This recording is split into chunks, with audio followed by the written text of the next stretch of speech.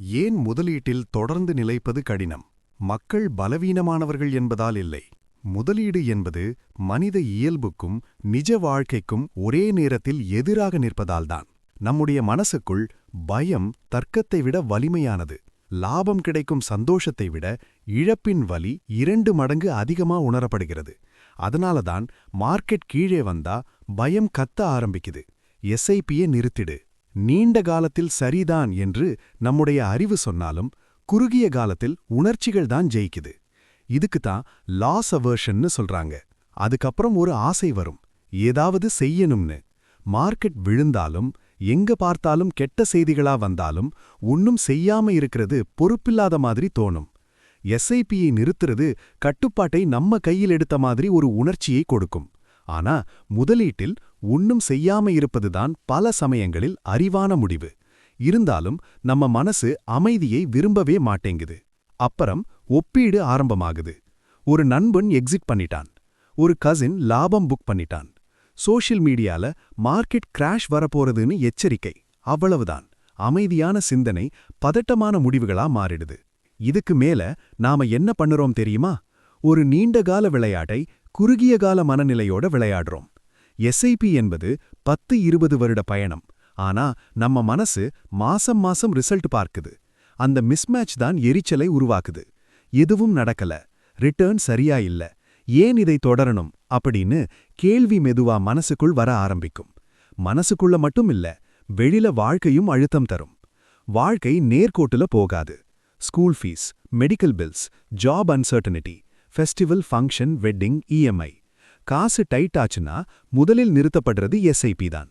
ஏன்னா அது இன்னைக்கு அவசரம் இல்ல. அதோட பெரும்பாலானவர்கள் எஸ்ஐபியை ஆப்ஷனலா தான் பார்க்கறாங்க. ரெண்ட் ஆப்ஷனல் இல்லை, இஎம்ஐ ஆப்ஷனல் இல்லை, கிராசரிஸ், ஃபியூவல் ஆப்ஷனல் இல்லை. ஆனா எஸ்ஐபி காசு இருந்தால் பண்ணலாம். ஆனா உண்மை என்னன்னா காசு எப்போதுமே மீதி இருக்காது. இதுக்கு மேல எஸ்ஐபிக்கு இன்னொரு பிரச்சனை இருக்கு. அதுக்கு உடனடி பலன் கிடையாது. இஎம்ஐ வீடு தருது, எக்ஸ்பென்சஸ் சுகம் தருது. எஸ்ஐபி இன்னைக்கு எதுவும் தரலை. அதோட பலன் கண்ணுக்கு தெரியாதது, தாமதமாக வர்றது. மனிதர்கள் டிலேட் கிராட்டிஃபிகேஷன்ல பலவீனமானவர்கள். கடைசியாக தவறான எதிர்பார்ப்புகள் ஒழுங்கை உடைக்குது. Market safe, long term smooth, return நல்லா வரும். ஆனா நிஜம் வேற. மார்க்கெட் விழும், எஸ்ஐபி வேல்யூ குறையும், டிசிப்ளின் சோதிக்கப்படும். எதிர்பார்ப்பு உடைந்தா பலர் குவிட் பண்ணிடுவாங்க. அப்போ கேள்வி, இது மைண்ட் செட் பிரச்சனையா இல்ல பிராக்டிக்கல் பிரச்சனையா? உண்மை என்னன்னா பிராக்டிக்கல் பிரஷர் வந்தா முதலில் உடைகிறது மைண்ட் செட் தான். மக்களுக்கு தெரியும் எஸ்ஐபி சரின்னு, ஆனா வாழ்க்கை அழுத்தம் அதை நடைமுறைப்படுத்த விடாம தடுக்குது.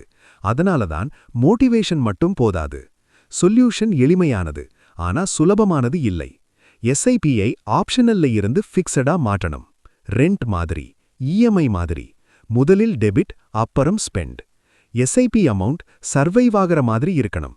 2 வருடத்துல நிறுத்தப்படுற பெரிய எஸ்ஐபியை விட 20 வருடம் ஓடுற சின்ன எஸ்ஐபி தான் சிறந்தது. அமௌண்ட்டை விட கன்சிஸ்டன்சி முக்கியம். எமர்ஜென்சி மணியை தெளிவாக பிரித்து வையுங்க.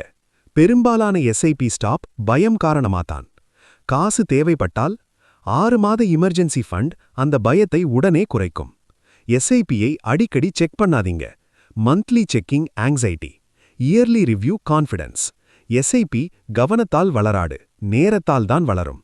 மிக முக்கியமாக நடத்தை மட்டும் இல்ல, அடையாளத்தையும் மாற்றணும். ஐ கேன் இன்வெஸ்ட் வென் பாசிபிள்னு சொல்லாதீங்க. I am a long term இன்வெஸ்டர்னு சொல்லுங்க. ஐடென்டிட்டியா அடிப்படையா உருவான பழக்கங்கள் வில் பவரை விட நீண்ட நாட்கள் நிலைக்கும். ஏன்னா முதலீட்டில் தொடர்ந்து நிலைப்பது கடினம் அறிவு இல்லாததால் இல்லை, அது அவசரத்தை பாராட்டும் இந்த உலகத்தில் பொறுமை தேவைப்படுவதால்தான். அதனாலதான் பலர் இதை செய்ய மாட்டாங்க.